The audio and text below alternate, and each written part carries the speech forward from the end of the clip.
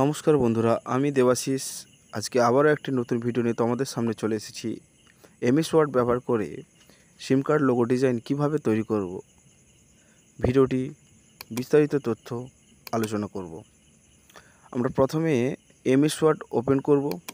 MS word open করে নেওয়ার পর ইনসার্ট ট্যাব থেকে চলে যাব, ওয়ার্ড আর্ট সিলেক্ট করে একটি ওয়ার্ডার টাইপ করে ওকে বাটনে প্রেস করব। ওকে বাটনে প্রেস করে নেওয়ার পর ফরম্যাট ট্যাব থেকে টেক্সট র্যাপিং গিয়ে বিহাইন্ড টেক্সট করব।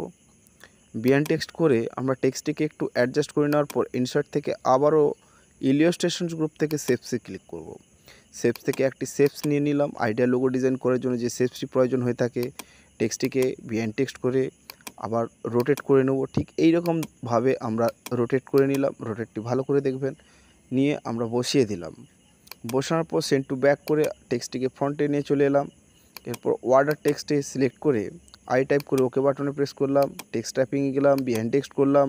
টেক্সটটিকে আবারও ঠিক ডি টেক্সট যেটা আমরা টাইপ করেছিলাম ঠিক একই রকমভাবে আমরা রোটেট করে নেব। রোটেট করে নিলাম। রোটেট করে নেওয়ার পর হলুদ বাটন ধরে একটু বাঁকিয়ে দেব। বাঁকিয়ে আমরা অ্যাডজাস্ট করে নেব। শেপসটিকে সিলেক্ট করে অ্যাডজাস্ট করে নিতে হবে ঠিকঠাক করে। অ্যাডজাস্ট করে নেওয়ার পর ফরম্যাট ট্যাব থেকে সেভ ফিল করে আমরা আইডিয়া লোগোর যে কালারগুলো হয়ে থাকে সেভ ফিলে অপশানে ক্লিক করে আমরা সেই কালার ফিলগুলো করতে থাকব।